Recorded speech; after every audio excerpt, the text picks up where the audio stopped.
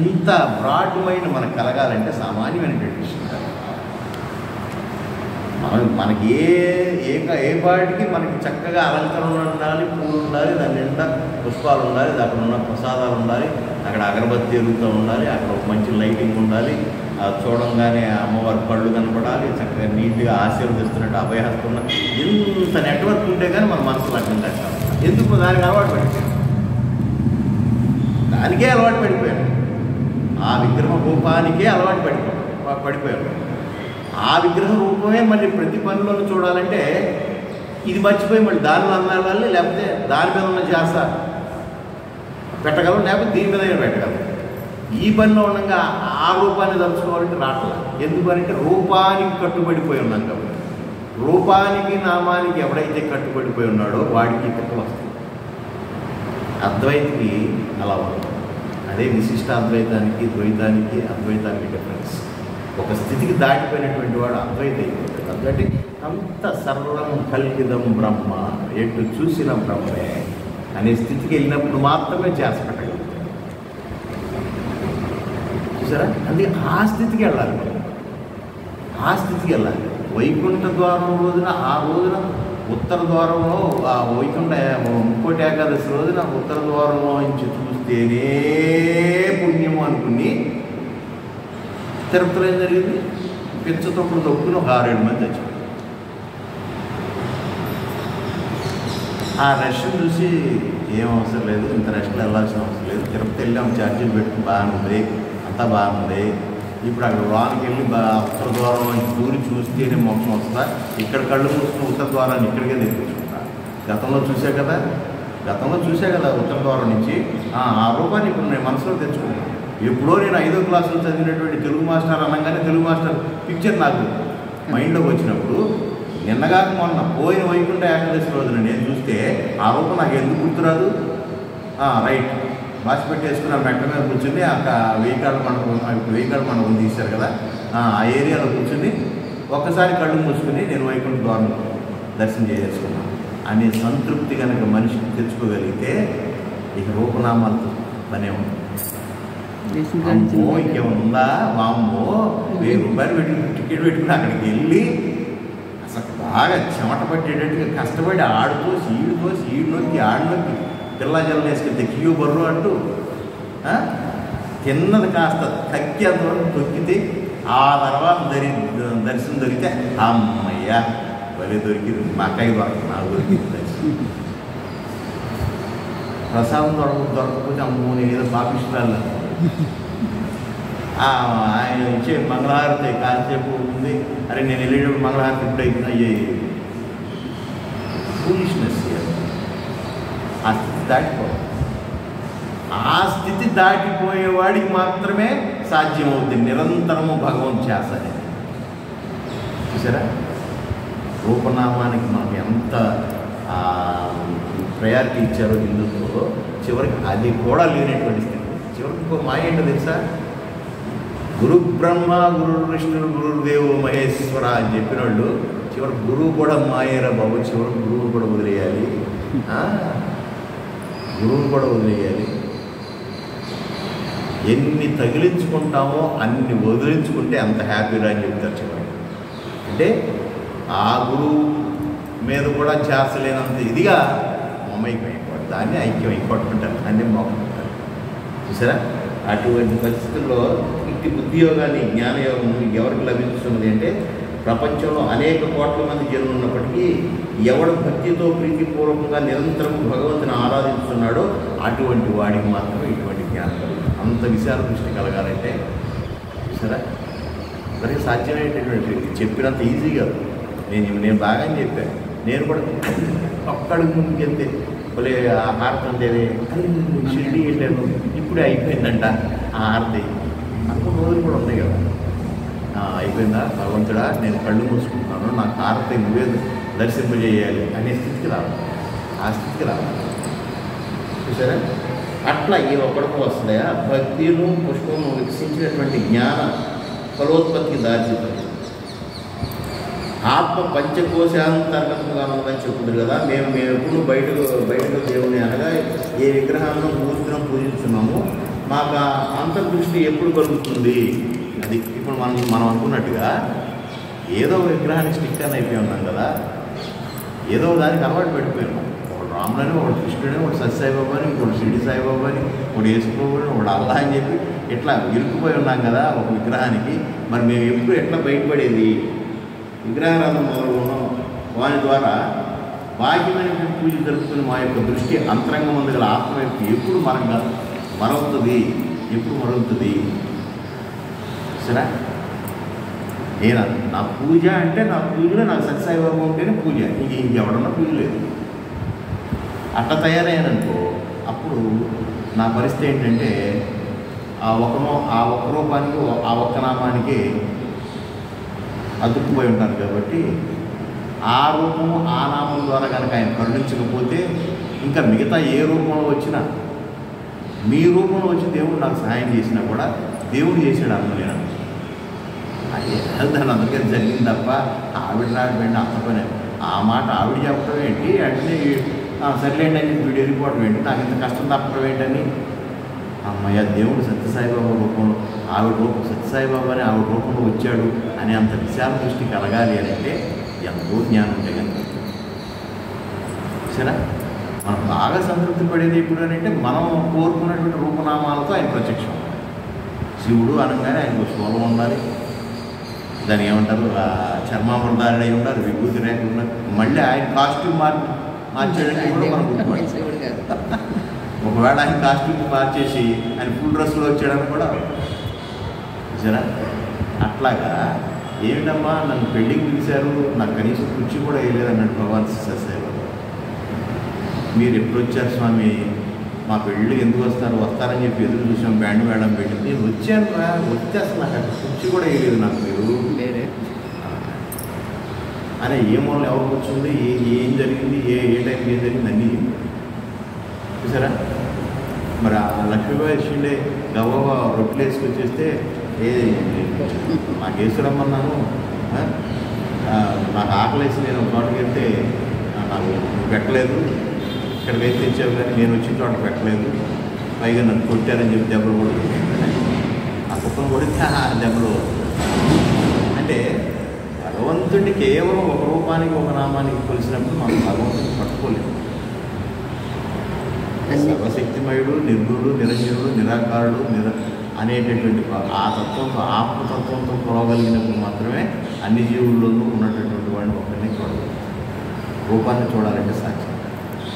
అట్లాగే ఇంకో మాట అంటాడు, ఇట్లా బాహ్య సాకార దృష్టి అంతరంగ నిరాకార దృష్టిగా ఎప్పుడు మార్పు పొందగలదు. విగ్రహం బాహ్యముగా మేము పూజించినది, అట్టితో అంతరంగంలో పరమాత్మ మేము ఎట్లు పొందగలము అనేటటువంటి 2-3 ప్రశ్నలు సంధించాడు. మేమంతా ఇంతకాలం నుంచి సాధన అంటే కృష్ణుడు రూపం, ఆయన కాస్ట్యూమ్స్, ఆయన అసలు ఎమర్పించలేదు, కృష్ణుడే కాదు మన దృష్టిలో ఒకగా పిల్లల ప్రోగు లేదు, కృష్ణుడు అంటాం. చూసారా, ఆయన ఒక రూపానికి మనం కట్టేశాము. నిన్న మొన్న ఎవరు నన్ను ప్రశ్నించారు, సాయి భవనంలో అడ్మిన్గా పనిచేస్తున్న ఆంజనేయుడు గారని పెద్ద ఆఫీసర్. ఆయన అంటాడు, ఆయన ఒక డౌట్ వచ్చింది, ఏమంటే రాముడు భక్తులు, రాముడు అలాగే కృష్ణుడు భక్తులతో సహా తిలకధారణ చేసుకుంటున్నారు కదా, మరి బాబా ఎప్పుడు బొట్టు పెట్టుకున్నట్టు కనపడలేదే, కారణం ఏంటి అని అడిగాడు.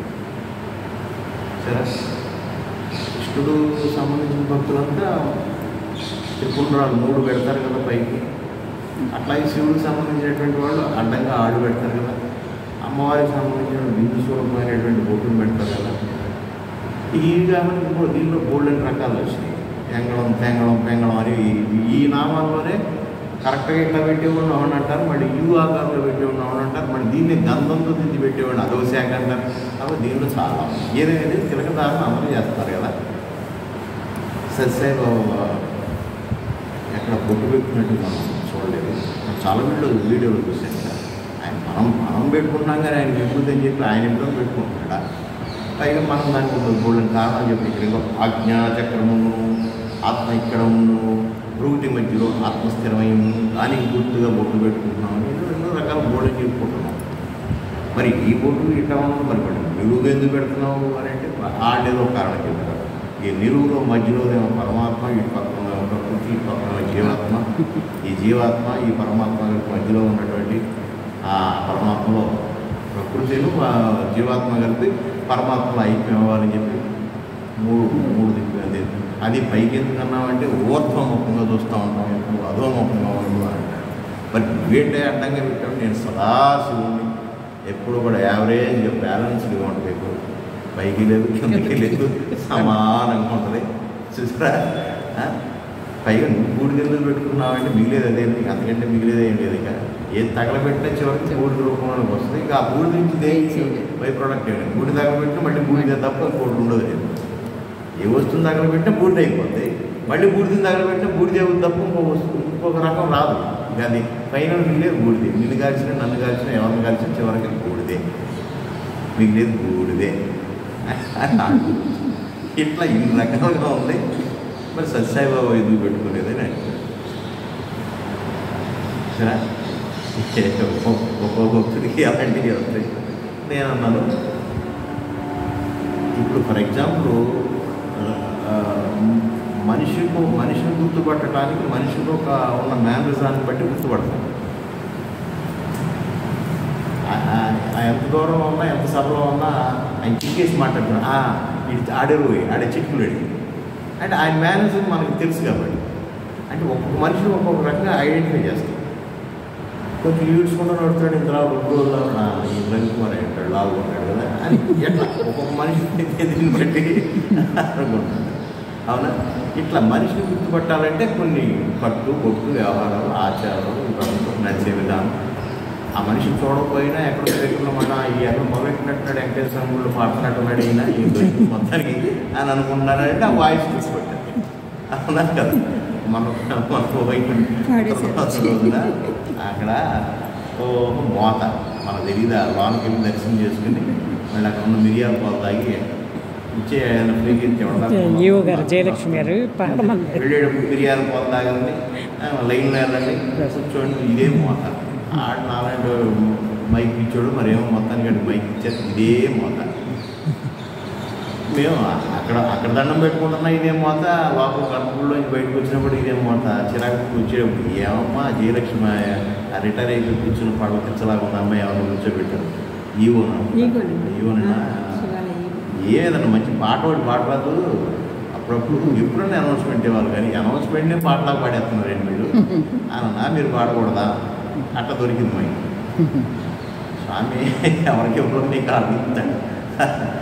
ఆ సందర్భంలో పాడంగానే ఎక్కడెక్కడో మొత్తానికి మైక్ దొరికింది అనుకుంటున్నాడు, ఎదుర్కొంటున్నాడు. ఆ వాయిస్ గుర్తుపెట్టారు.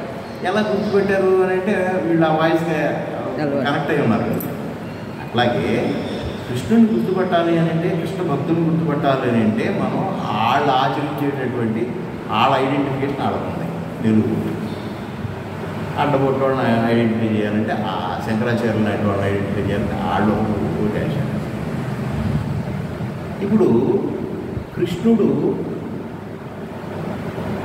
విష్ణు అంశ, ఆ నారాయణుడే కృష్ణుడిగా భూమి మీదకి వచ్చాడు. పైగా నేను మానవుడినే చెప్తున్నాను, నేను మానవుడినే చెప్తున్నాను. రాముడు కూడా ఆ నారాయణుడైనటువంటి ఆ విష్ణు అంశే, ఆయన కూడా మానవుడనే చెప్తారు. వాళ్ళు అంశాలు వాళ్ళ ఐడెంటిఫికేషన్ కోసం ఆ విష్ణు ఏ రకంగా ఉంటాడు అనుకునే దాని ప్రకారం వాళ్ళు ఆ బొట్లు పెట్టుకుంటే కానీ వీళ్ళు విష్ణువుకు సంబంధించిన విష్ణు అంశ అని గుర్తుపెట్టారు. అట్లాగే ఈ శివుడు అంశ అనేటటువంటి ఈ శంకరుడు, ఈ మిగతా వాళ్ళు వీళ్ళంతా ఎవరో ఒకరిని అంశ ద్వారా ఈ భూలోకంలోకి అవతారమూర్తులై వచ్చారు. నేను చెప్పిన సమాధానం ఆయనకి. కానీ పరిపూర్ణమైనటువంటి అవతారం ఇది అది అని అది ఇది అని కాదు. ఈ అంశ ఆ అంశం తెచ్చాడు కదా, ఆయనే మూలం. ఆ మూలంలో ఉన్నటువంటి ఆయనే అవతార పురుషుడికి వచ్చాడు. ఆ పూర్ణానికి ఇంకేం గుర్తు కావాలి? పూర్ణం అంటే ఇంక మొత్తం ఉంటుంది. అందుకని ఆయన ఏదో ఒక గుర్తుకి ద్వారా వచ్చినటువంటి వాడు కాదు, ఆయనే ఒక గుర్తుగా మిగిలిపోవడానికి వచ్చాడు ఈ లోకంలోకి. అందుకని ఆయన ఏ గుర్తు పెట్టుకోలేదు, ఏం గుర్తుకోలేదు. ఎందుకంటే నాకున్న పైచ్యం అలాంటి, స్వామి మీద నాకున్నటువంటి ఇంట్రెస్ట్ అలాంటి, నేను అలా చెప్పుకోలేదు. దాన్ని ఏం చేయాలో తెలియక ఈ విషయం ఆయన ఇంత రోజుగా ఎట్లా ఉంటుంది ఆయన ఆలోచన. అందరూ పెట్టుకున్నారు, ఈయన ఎందుకు పెట్టుకోవాలి అనేటటువంటి. అట్లాగే మనం కూడా ఏదో ఒక నామానికి ఏదో ఒక రూపానికి స్టిక్కర్ని అయిపోయి ఉండడం వలన ఆ రూపం ఆ నామం కనపడకపోతే ఇది మనది కాదు, ఈ దేవుడు మనవాడు కాదు. బ్రహ్మలోకంలోకి వెళ్ళినా కూడా మనం అనుకున్నట్టుగా మంచి భూలోకంలోకి వెళ్ళినా కూడా అక్కడ మనకు కావాల్సినటువంటి కాస్ట్యూమ్ కనపడకపోతే పొరపాటు వచ్చాము ఇక్కడికి అనే పరిస్థితి వస్తుంది మనకి. అందుకని రూపనామాలతో ఉన్నటువంటి మేము బాహ్యంగా మేము పూజించు అట్టిచో అంతరంగా ఉండగల పరమాత్మను మేము ఎట్లా పొందతామయ్యా? ఈ మొదలైన ప్రశ్నలన్నింటికీ ఈ శ్లోకం చక్కటి సమాధానం లేదు.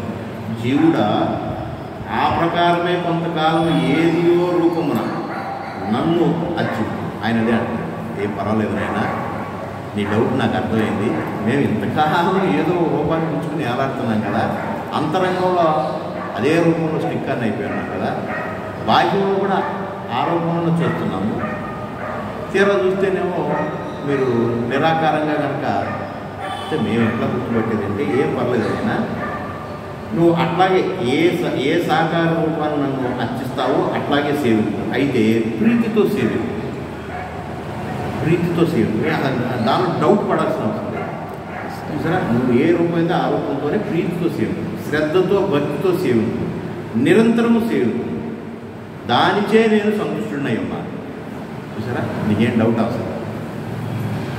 అసలు రూపమే లేదంటున్నారు, మాకేం రూపం లేకపోతే నిలబట్టలేదు మనసు, అందుకని ఏదో రూపాన్ని పెట్టుకుని మేము చేస్తూ ఉన్నాం కదా, అసలు ఇంతకీ మా పూజలు అందుకుంటున్నావా? డౌట్, భక్తుడు డౌట్. మరి ఆయన అంటున్నాడు, నీ ఏం పర్లా, నీ ఇష్టం వచ్చినటువంటి రూపంలో నువ్వు సేవించు. అవి నేను అది ప్రీతితో సేవించు, విశ్వాసంతో సేవించు, నమ్మకంతో సేవించు, నిరంతరం సేవించు, నిరంతరం సేవించు. నువ్వు ఏదైతే రూపాన్ని పట్టుకున్నావో, ఏదైతే నామాన్ని పట్టుకున్నావో అది బేస్గా పెట్టుకో, మెయిన్గా పెట్టుకో. సరే, మనసులో. అందుకని నువ్వు ఎక్కడికి పోయినా కానీ నువ్వు అనుకున్న రూపం నామం ఆ విగ్రహంలో కూడా చూడగలవు. అక్కడికి వెళ్ళినాక ఇది తలుచుకుంటూ ఏమవుతాడు సాయి, ఆ విష్ణాలయంలోకి వెళ్ళి సాయిబాబాను తలుచుకుంటూ ఏమంటావు? అంతా ఇక్కడ అయిపోయింది. అది తిడతారేమనుకో భయం ఉంటుంది మనకి. కూడా తిడతారు, తిట్టారండి, తిడతారు. అందుకని పాటలో సాయిరామ అన్న చోట శ్యామరామ అని మార్చింది. అదే పాడారేమో అనుకుంటున్నాను. శ్యామ అంటే కృష్ణుడు. సార్ నేను అలాగే పాడుతుంటే సాయి అని వచ్చిందండి, గబగబా లోపల నుంచి 1900 సరే ఎవరు ఇక్కడ సాయి అంది, ఎవరు ఇక్కడ సాయి అంది అని నాకే జరిగింది అట్లా. అన్ని రూపాలు అన్ని నామాలు నాయన అన్నాడంటే అందుకని అన్నామంటే అన్ని రూపాలు అంటే కృష్ణుడు అను, లేదా దామోదరుడు అను, లేదా జగన్నాథుడు అను, లేదా పాండురంగుడు అను, లేదా విఠలుడు అను, అంతేగాని సాయి అట్టా వింటారంట వాళ్ళు అంటారు గ్యారెంటీ. కాబట్టి ఆయన శ్రీకృష్ణుడు ఏం చెప్పాడు, విష్ణునామాల్లో ఉన్న నామాల్లో ఏ నామం ఒకటి తీసుకున్నాడు, కానీ సాయి నామం ఏసునామం చెప్పడం ఏడుకోవద్దు అని అంటారు. మరి సాయి అయినా ఏసైనా ఇంకోటైనా ఒకటైనా చెప్పేటటువంటి తత్వం సాయి తత్వం. అదే శ్రీకృష్ణుడు తత్వం. కానీ మనం అర్థం చేసుకుంటే పొరపాటు ఆ తత్వంలో ఉన్నవాళ్ళము మనం దీనికైనా వెళ్ళగలుగుతున్నాం. వాళ్ళు ఆ తత్వంలో లేని వాళ్ళు మన దాంట్లోకి రాలేదు. వాళ్ళలోనే ఇంత గొప్పగా పూజలు చేసి ఎంతో సిద్ధాంతాల గురించి అనేక రకాలుగా మాట్లాడేటువంటి వాడు కార్తీక మాసం శివుడి దగ్గర ఎక్కడ చూసారా ఈ అబ్బాచారిని? ఆయన వెళ్తారండి, జిఆర్ స్వామి గారు వెళ్తారు, ఆయనకి లేదు. ఆయన శిష్యులైన వీళ్ళకే ఉన్నది ఈ తత్వం, ఆయనకి లేదు. ఆయన వెళ్తారండి, అమరావతి శివుడు శివాలయానికి వెళ్తారు, అన్నిటికీ వెళ్తారు ఆయన. వీళ్ళు ఇక్కడ ఉన్న వాళ్ళకి వీళ్ళకే లేదు. అదే మనం కింద కార్యకర్తలు ఫోటోస్ వస్తుంటాం. ఆయన చంద్రబాబు నాయుడు గారు, వైఎస్ రాజశేఖర రెడ్డి ఇద్దరు కలిసి సాయిగా కంట్రీ క్లబ్లో ప్యాక్ ఆడుతున్నవాళ్ళు అంటే బయటకు వస్తేనో కార్యకర్తలు. ఆయన చిరంజీవి ఫ్యాన్స్, నేను ఎన్టీ రామారావు ఫ్యాన్స్. ఇక్కడ ఫోటోస్ వస్తాం కానీ వాళ్ళిద్దరు పార్టీ చేస్తారు. అట్లాగే ఈ గురువులు అంతా ఒకటే, ఎందుకంటే సత్యం ఒకటే వాళ్ళకి తెలుసు, మన అజ్ఞానం. కాబట్టి ఆయన మనకి ఈ రకమైనటువంటి వెసులుబాటు ఇస్తూ సరే, భగవత్ సాహిత్యం ఎట్లు లభించును అని అడిగితే, భక్తుడు అడిగితే చెప్తున్నాడు, బుద్ధియోగం చే, అంటే ఆత్మానాత్మ విచారణ రూప జ్ఞానయోగం చే. ఇదే మనం ఇప్పుడు వరకు చేసిందంతా కూడా ఇదే విచారణ. దీన్నే విచారణ అంటారు. ఇటువంటి విచారణ వివేకం లేకోకుండా మనం ముందుకెళ్తూ ఉంటే మూఢభక్తులుగా తయారవుతాం. చూడటానికి భక్తులుగానే ఉంటాం, మూఢమైనటువంటి భక్తులు. ఆ మూఢభక్తి ఎంత దాకా వెళ్ళిపోద్దంటే ఇక నరబలుడు జంతు బలుడు ఇచ్చేటటువంటి పరిస్థితి దాకా వెళ్ళిపోతుంది. మూఢభక్తి చాలా డేంజర్. భక్తి ఉండాలి కానీ మూఢభక్తి ఉండదు. అంటే బాగా అర్థం కాదు. భక్తికి మూఢభక్తికి డిఫరెన్స్ అర్థం కావాలంటే ప్రేమ ఉండాలి కానీ ఆ అమ్మాయి నన్ను ప్రేమించట్లేదని ఖచ్చితంగా దాన్ని చంపేది. ద్వేషం ఉండదు. అవును, అట్లాగే జరుగుతుంది. ఇప్పుడు నేను ప్రేమించా, ఆ అమ్మాయి కూడా ప్రేమిస్తుంది అనుకున్నా. ఆ అమ్మాయి అంటే నాకు చాలా ఇష్టం, ఆ అమ్మాయి అంటే ఆరాధన. చివరికి ఆ అమ్మాయి కాదు అని అంటే కత్తించుకుంటూ చంపేస్తాను. దాన్ని ప్రేమని ఎలా అంటారు? ప్రేమ త్యాగాన్ని కోరు. సరే, రైట్, నేను ప్రేమిస్తూనే ఉంటా, what ever it may be. నువ్వు నన్ను ప్రేమించకపోయినా నేను ప్రేమిస్తూనే ఉంటా. అది ప్రేమ. ప్రేమలో ఇచ్చుపుచ్చుకుంటాలు ఉండవు, ఇవ్వటమే. గివింగ్ నేచరే ప్రేమ. నువ్వు నాకేం అవసరంలా, నేను ఇస్తూనే ఉంటా. నా మనసు నీకు ఇచ్చేసా, నువ్వు ఇచ్చినా ఇవ్వకపోయి. అదే రాధాకృష్ణుడు వచ్చినటువంటి ప్రేమ. అందుకనే భగవంతుడు ప్రేమకు లొంగుతాడు. సరే, ఆ ప్రేమలో ఉన్నటువంటి తత్వంలో ఆ రాధా, అందుకని రాధా రుక్మిణి కృష్ణుడని, లేదా సత్యభామ కృష్ణుడని, లేదా జాంబవతి కృష్ణుడని అక్కడ మీకు గుడి కనపడదు. రాధాకృష్ణుడు గుడి అక్కడక్కడ ఉప్పుదేమో కనపడద్దేమో కానీ విగ్రహం, అసలు మిగతా వాడే ఎవరు కనపడదు. రాధాకృష్ణుడు అంటారు. మరి ఆవిడనే చేసుకున్నాడు, ఆవిడ చేసుకోవాలి. ఆవిడ కేవలం స్నేహితురాలు అంతే. ప్రేమ, కృష్ణుడు ఆ ప్రేమకు బందీ అవుతాడు. మన ప్రేమ కూడా అంత స్ట్రాంగ్. ప్రేమలో ఇచ్చే తత్వమే ఉంటుంది కానీ మళ్ళీ కోరే తత్వం ఉండదు. చూసారా, ఇరువైపు నుంచి ఇచ్చేటటువంటి తత్వం ఉన్నప్పుడు అసలు ఆ ప్రేమకి మన ప్రేమ అంటారు. దాన్ని వన్ సైడ్ ఇవ్వటమే కాదు, అటు సైడ్ కూడా అదే నేచర్తో ఉన్నారనుకోండి, ఇచ్చే నేచరే ఉంటుంది తప్ప తీసుకునే నేచర్ ఉండదు. అలాంటి ఇద్దరు ఇచ్చే నేచరే ఉండదు. అది అమరమైనటువంటి ప్రేమ. అటువంటి ప్రేమ మనం అలవర్చుకోవాలి భగవంతుడి పట్ల అనేటటువంటి విషయాలు చెప్తూ ఇంకో మాట చెప్తాను. అట్టి ఉద్యోగం జీవునికి ఎట్లా ప్రార్థిస్తే అంత బుద్ధి కలగాలంటే ఏం చేయాలి అని అడుగుతున్నాడు. అంటే నిరంతరము ప్రీతిపూర్వకంగా భక్తితో భగవాన్ని భజించే వారికి ఆ భగవానుడే దాన్ని వసంగును. అది విషయం. చూసారా, అంత భక్తి అంత ప్రేమ భగవంతుడి మీద కలగాలి అంటే, అటువంటి బుద్ధి కలగాలి అంటే కూడా మనం చేయవలసింది ఏంటి అని అంటే నిరంతరం ఆయన భజిస్తుంటే చాలు, ఆ బుద్ధి ఆయన ఇస్తాడు. ఆయన ఇచ్చేంత వరకు మీరు భజిస్తూనే ఉండాలి. అంత విశ్వాసం ఉండాలి. సరే, అంతటి జ్ఞానాన్ని అప్పుడు ఆయన ఇస్తాడు. అంతేగాని వాడు దండం పెట్టగానే రేపు పొద్దున్న నాకు అంత జ్ఞానం రావాలంటే రాదు. ఇది నిరంతర సాధన అని చెప్తూ అటువంటి బుద్ధి కానీ అటువంటి జ్ఞానయోగం మనకు సంప్రాప్తించాలంటే మనకు కొంత యోగ్యత కూడా ఉండాలి కదా. అందరికీ వస్తుందా? యోగ్యత ఉండాలి. ఏమిటి ఆ యోగ్యతలు అని అంటే ఇక్కడ మాట, నిరంతర భగవత్ సేవనం చేయడం ద్వారా ఆ యోగ్యత లభిస్తుంది. నిరంతర భగవత్ సేవ చేయడం ద్వారా, ప్రీతిపూర్వకంగా భగవత్ సేవనం చేయడం ద్వారా నిరంతరం చేయాలి, ఇష్టంగా చేయాలి. నాయన పావుదొక్కున్నారు కానీ భార్యనే లేనిపోయింది వెళ్ళాలంటావా, చూద్దాం ఇది వెళ్దాము, ఇది కాదు పై. నిరంతరం ఆ జ్ఞానాన్ని పొందాలి. నిరంతరం వచ్చిన ప్రతిరోజు కూడా ఏదో ఒక కొత్త పాయింట్ భగవంతుడి గురించి మనం తెలుసుకోవాలి. చూసారా, మొన్న వెళ్ళాక మళ్ళీ 4 రోజులు పడిపోయి పద్దాకి వెళ్తే ఆయన మనం విలువ చేసినట్టు తర్వాత వెళ్దాంలే, కంగారే ఉంది. ఆయన పద్దాకు ఫోన్ చేసి అడిగినప్పుడు వెళ్దాంలే. అంతగా నిరంతరం వచ్చి నిరంతరం భగవంతుడి మీద ప్రీతితో ఆ కొత్త కొత్త విషయాలను తెలుసుకుంటాం అనేటటువంటి జ్ఞానం ఉందే, అదే బుద్ధి కుశిద్ధులు పెంచు. బుద్ధి రావాలంటే ఓవర్ నైట్ ఏమైనా వస్తుందా ఏంటి? కొడుకులు తెల్లారి లేకుండానే బుద్ధి వచ్చేయారు జ్ఞానం కలగాలంటే వస్తుందా? నిరంతరం నేర్చుకుంటూనే కదా మన కొత్త విషయాలు వచ్చేది. ఇవాళ నేర్చుకున్నాం, వచ్చింది, అయిపోయింది. దాన్ని ప్రాక్టీస్లోనే పెట్టలేదు, మళ్ళీ మర్చిపోతాం. అవునా? అట్లాగా భగవంతుడి జ్ఞానం తెలుసుకోవాలి అనేటువంటి బుద్ధి కలగాలి అని అంటే దాన్ని ఏమంటారు, ఆ కన్సిస్టెన్సీ మెయింటైన్ చేయాలి. ఆ జ్ఞానాన్ని పొందే విషయంలో ఆ నిరంతర ప్రక్రియని మానుకోకూడదు. చూసారా, ఎక్కడ ఒక్కరోజు నేను మారితే గురుగారు మొన్న వారం రాలేదు కదా, అటు మొన్న వారం రాలేదు కదా, 3వ వారం వచ్చే దాంట్లో మీరు అసలు రావట్లేదని మేము మానేసాం, షూర్కి గ్యారెంటీ అంటారు. అందుకని నాన్న తిప్పబడి ఇవాళ అక్కడెక్కడికి వెళ్ళాం, మంగళగిరి లక్ష్మీనరసింహ పానకాల స్వామి గుడి దగ్గరికి వెళ్ళి మళ్ళీ హడావిడిగా 2:30 వచ్చి ఈ 10 నిమిషాల తక్కువ 4కి మొదలు పెడతాడు. అంతా వచ్చి కూర్చుంటాను, ఆవే బాబు ఇప్పుడు వచ్చి సార్లు తెచ్చుకొని. ఎందుకంటే ఆ కన్సిస్టెన్సీ నేను మెయింటైన్ చేయలేదు అనుకోండి, మిగతా వాళ్ళు ఎట్లా మెయింటైన్ చేస్తారు? భగవంతుడి యొక్క ప్రక్రియ ఆ కన్సిస్టెన్సీ.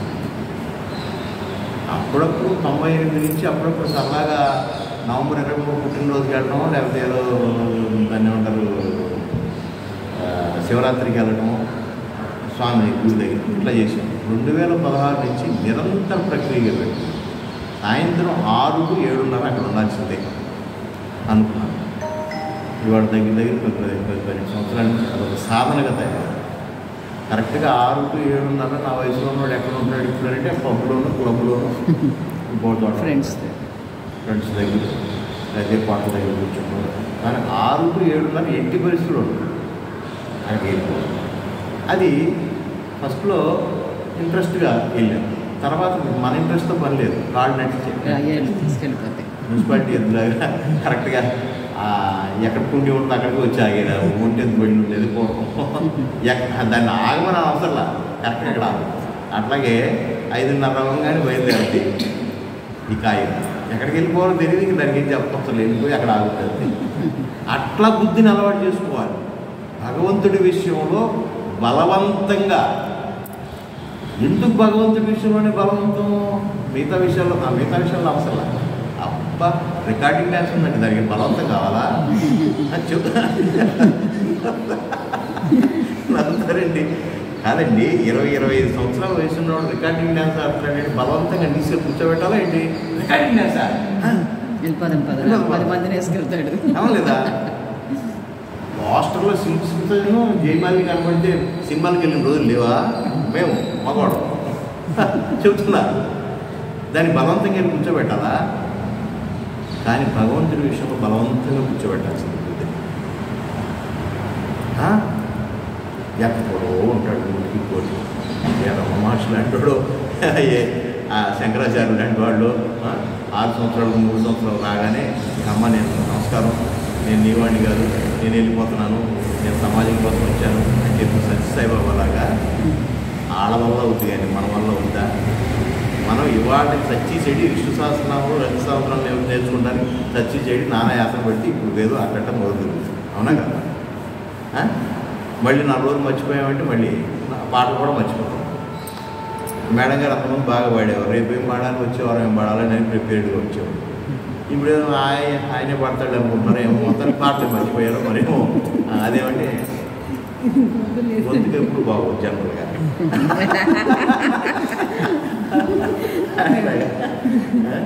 అట్లాగా భగవంతుడిపై చిత్తం నిలపాలి అని అంటే మనసుని చాలా జాగ్రత్తగా, భగవాన్ సత్యసాయిబాబా చెప్పినట్టుగా ఆ కోతి వంటి మనసుని, అదేమో ఆయన చెప్పినట్టుగా మంకీ, మ్యాడ్ మంకీ, పైగా దానికి నిప్పు దొరికింది, కళ్ళు తాగింది. కోతి దానికి పిచ్చి పట్టిందండి, పిచ్చి పట్టిన తర్వాత నిప్పు మీద కాలేసింది, ఇంకా అది స్థిరంగా ఉంటుందా? అట్టండి మనసు.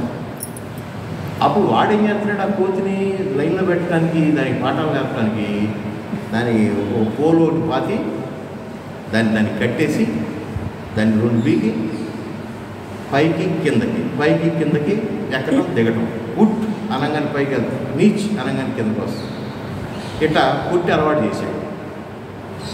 లేకపోతే అటు ఇటు వచ్చిన వాళ్ళు, ప్రదర్శనకు వచ్చిన వాళ్ళు అందరి మీద పడిపోతుందంట ఆ కోతి. చూసారా, ఆగమంటే ఆగుద్దా కోతి? ఆగదు కదా. దానికి ఏం చేశాడు, దానికి ఒక పని ఉండాలి, దాని చేతిలో పని లేకపోతే ఎవరి మీద పడుతుందో తెలియదు. అట్లాంటిది మనసు. అప్పుడు ఈ కోతులు ఆడించేవాడు ఏం చేశాడు, ఆ కోతికి పైకి కిందకి, ఆ స్తంభాన్ని పైకి కిందకి ఎక్కే అలవాటు నేర్పాడు. ఆ నేర్పేటప్పుడు పైకి అనగానే పైకి, కిందకి అనగానే కిందకి. చూసారా, ఇక ఆ తర్వాత అనవసరం ఊరికి బెత్తంతో ఇట్ట అంటే పైకి లేపుతుంది, ఇట్ట అనగానే కిందకి వెళ్ళిపోతుంది. ఈ తర్వాత ఏం చేసి ఇట్ట అని వదిలేసాడు. ఇక అది ఆడతాను, పైకి కిందకి తిరుగుతాడు. అట్లాగా మనసుని భగవన్నామం అనేటటువంటి స్తంభానికి కట్టేసి ఆ నామ ఉచ్చారణని నేర్పుతూ ఉంటే అప్పుడు నువ్వు ట్రైన్ ఎక్కుతున్నా రామరామా అని ఎక్కుతావు. సీటు దొరకపోయినా అయ్యో కృష్ణ అంట, అమ్మ ఏదో దొరికిన బాబు భగవంతుడా అంట కూర్చున్నావు. చూసారా, నిరంతరం ఆ భగవంతుడి యొక్క నామాన్ని అలా నేర్పమన్నాడు. ఇంకా చూసారా ఎంత సాధన కావాలండి. అందుకని సత్యసాయి విషయంలో సాయిరామ్ అంటాం తప్ప పేరు లేదు. విమల గారు అని ఆవిడ పేరు పెట్టుకోవటం ఏమో సాయిరామ్ బాగున్నారా, సాయిరామ్ ఉన్నారా, తిన్నారా. సరే, అట్లాగా ఈ మనసుని మనం సాధన ద్వారా బుద్ధిని తెలుసుకోవాలనే విషయం చెప్తూ తేషామేవానుకంపార్థ మహమజ్ఞానజం తమః నాశయామ్యాత్మభావస్థో జ్ఞానదీపేన భాస్వత అంటూ అట్టి భక్తులకు దయచూపుట కొరకు ఎవరైతే ఆ బుద్ధియోగంతో అంత గొప్పగా నన్ను భజిస్తూ కీర్తిస్తూ ప్రతినిత్యం నన్నే తలుచుకుంటూ ప్రతి పనిలోనూ నన్నే చూస్తూ అట్లా ఉన్నటువంటి భక్తులు కొరకు మాత్రమే. భగవంతుడు అందరి కోసం ఉన్నాడని అంటాం కదా, అందరి కోసం ఉంటాం లేదు, భక్తుల కోసం ఉంటాం లేదు. ఎట్లాంటిదంటే ఒక ఫంక్షన్, చాలా గొప్ప ఉదాహరణ మనసులోకి వచ్చింది. ఒక ఫంక్షన్ చేస్తుంటాం, అందరి కోసం వండుతాం, కానీ నా ఆఫీస్ మేట్స్ కొంతమంది ఉన్నారు, ప్రత్యేకంగా వాళ్ళ కోసం ఒక బకెట్లో తీసి జాగ్రత్తగా పెడతాం. మీకు తెలియదు, కొంచెం నాన్ వెజ్ ఐటమ్స్ అనుకోండి, గుండెకాయలు, ఆ కాయలు ఈ కాయలు ఉంటాయి, ప్రత్యేకమైన లివర్ పీసులు, అవి మాత్రం పక్క తీసి మా వాళ్ళు వస్తారా అని చెప్పి పక్క పెడతాం. ఉండింది ఒకటే వంట, కానీ దానిలో కొంత తీసి ప్రత్యేకంగా వాళ్ళ కోసం రిజర్వ్ చేస్తాం. వంట ఎవరి కోసం వండారు అని అంటే వచ్చే ఆగుతులందరి కోసం వండాం, కానీ తీసింది ఎవరి కోసం? దీనిలోంచి ప్రియమైనటువంటి వాళ్ళ కోసం. భగవంతుడు అందరి కోసమే, కానీ భక్తుల కోసం స్పెషల్గా ఉంటాడు. ఇది గుర్తుపెట్టుకోండి. ఆయన చూపు కూడా ఆయన చెప్పడు, కానీ అందరినీ నేను ఒకే రకంగా చూస్తాను అంటాడు, కానీ భక్తులు స్పెషల్గా చూస్తాడు. భక్తులు స్పెషల్గా చూస్తాడు.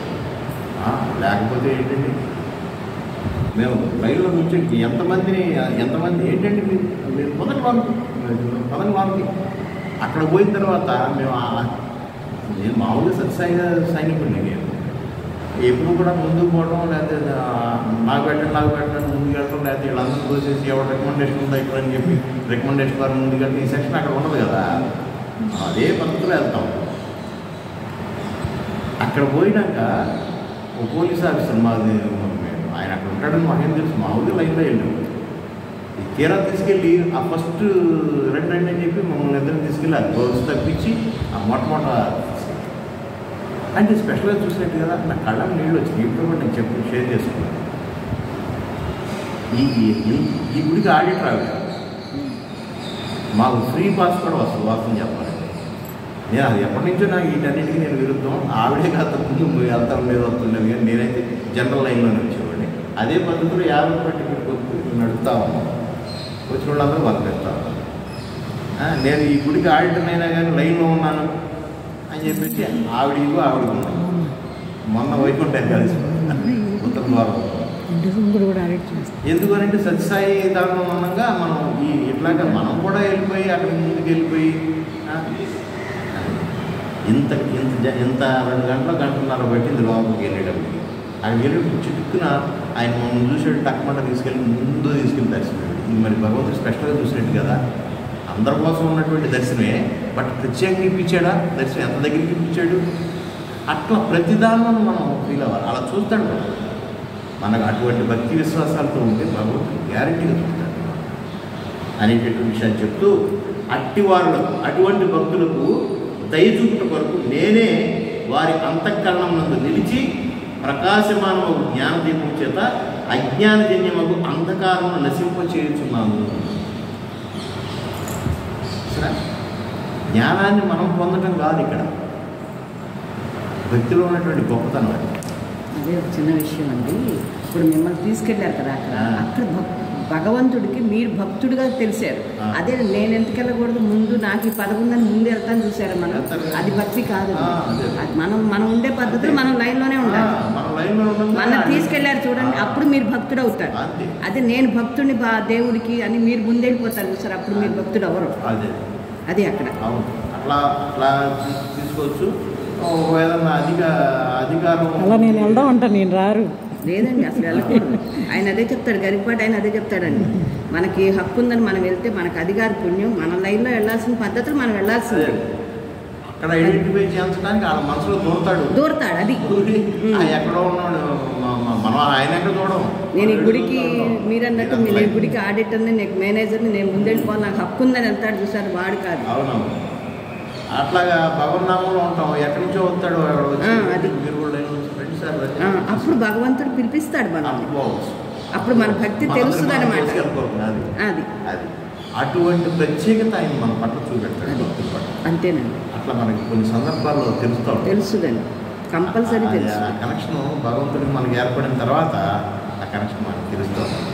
అట్లాగా ఇక్కడ ఇంకో మాట చెప్తున్నాడు, అట్టి భక్తుల కొరకు నేనే దయతో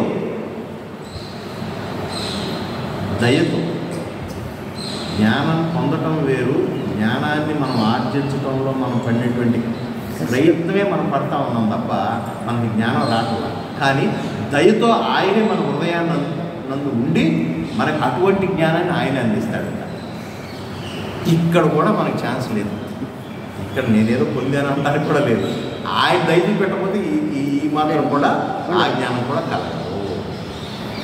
సరే, అందుకని ఇక్కడ భగవంతుడు అట్టి భక్తులకు దయ చూపుట కొరకు నేనే వారి అంతఃకరణను నిలిచి ప్రకాశమానము జ్ఞానదీపం చేత ఆ అజ్ఞానజన్యము అంధకారం నశింపచేయచ్చు. అది మన బుద్ధి వికసించి మనలో ఆ జ్ఞానం రావాలన్నా కూడా ఆయన మనలో ఏం చూస్తున్నాడు అంటే ప్రీతికరమైనటువంటి భక్తిని, శ్రద్ధని మాత్రమే చూస్తున్నాడు. అటువంటి ప్రయత్నం ఎవరు చేసినా కూడా వాడి మనసులోకి వచ్చి ఆయన ఉండి అటువంటి జ్ఞానాన్ని ఆయన అందిస్తున్నాడు. మనం పొందటం కదా, ఆయన ఇస్తున్నాడు. ఆయన గివింగ్ నేచర్ అంతే. మనం టేకర్, ఆయన ఇచ్చేవాడు, మనం పుచ్చుకునేవాడు. ఆ పుచ్చుకుంటానికి యోగ్యత ఏంటంటే మనం అనన్యమైనటువంటి భక్తితో ఉన్నాం, ప్రీతికరమైనటువంటి భక్తితో ఆయన భజిస్తున్నాం. అంతే. మనం చేయవలసిన 2 పనులు చేస్తే జ్ఞానాన్ని ఆటోమేటిక్గా నేనే ఇస్తాను అనేటువంటి చెప్తూ, భగవంతుడు భజింపునిచో వారి అనుగ్రహం లభింపదు, వారి అనుగ్రహం లేనిచో జ్ఞానదీపం దొరకదు. ఇది చెప్పేసి జ్ఞానం ఊరికే రాదు. ఆత్మజ్ఞానం కలగాలంటే అంత సామాన్యమైనటువంటి విషయం కాదు. అసలు ఆత్మ అనేటువంటి స్ఫురణ రావాలంటేనే అది ఎన్నో పుణ్యాత్మలం అయితే తప్ప దేహ దృష్టితోనే ఉంటాం తప్ప మనమంతా ఆత్మజ్యోతులము, మనలో జ్యోతి ఉన్నది, అది ఇది దానికి దీనికి ఎటువంటి తేడా లేదు. కాకపోతే ఉపాధి భేదాలే తప్ప మనలో ఉన్నటువంటి చైతన్యం అంతా ఒకటేను. ఆ చైతన్యానికి మా భౌతికమైనటువంటి రూపం, మీకో శరీరం, నాకో శరీరం, మీకో శరీరం, మాకో శరీరం, మిమ్మల్ని కుటుంబం, నన్ను కుటుంబం, నేను సామాజిక వర్గంలో, నన్ను ఒక సామాజిక వర్గంలో, ఇట్టా పాప కర్మలో పుణ్యకర్మలు మిక్స్ అయ్యి వాటన్నిటి యొక్క కాంపోనెంట్స్ అన్ని కలిపితే మనకు వచ్చిన రూపాన్ని అట్లా బయటకు వచ్చింది తప్ప అసలు లోపల ఉన్నటువంటి కరెక్ట్ ఒకటే అన్నటువంటి ఎరుకు రావాలంటే అందరికీ వస్తుంది. ఇది ఆ ఎరుకు రావాలంటే ఆ ఎరుకు వచ్చిన రోజున ఇక ఈ వేరియేషన్స్ ఉండవు, ఎవరిని కూడా విడిగా చూడదు. చూసారా, అటువంటి జ్ఞానం కలగాలంటే ఎందుకు కలుగుతుంది అంటే కేవలం భగవంతుడు భజించిన వారికి అనుగ్రహం లభిస్తుంది. వారి అనుగ్రహం లేని జ్ఞానం అనే దీపం దొరకదు. జ్ఞాన దీపం లేకపోతే అజ్ఞానాంధకారం నశించదు. అజ్ఞానాంధకారం తొలగకపోతే దుఃఖం మరింత హెచ్చుతా ఉంటుంది.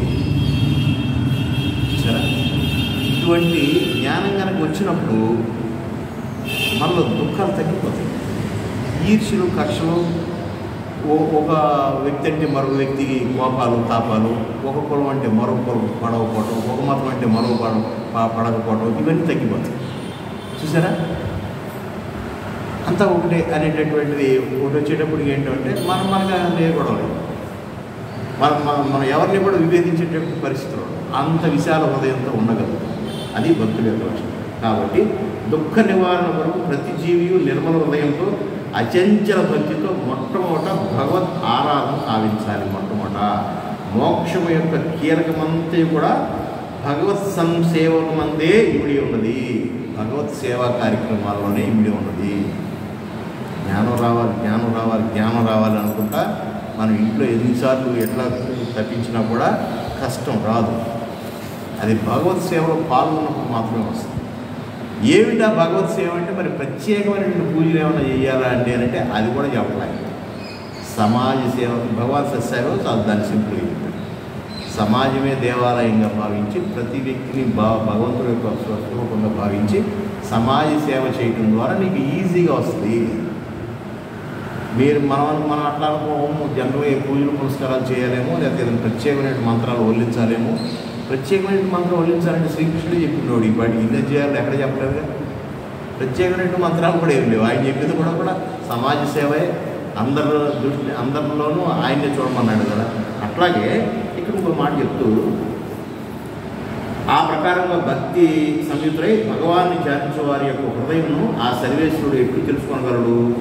మళ్ళీ అదొకటి ఎంత విశాల హృదయంతో నేను ఉన్నానన్నటువంటి విషయం ఆయనకి ఎట్లా తెలుస్తుంది? 2,000 కోట్లలో అంటే వారు దూరం లేరు.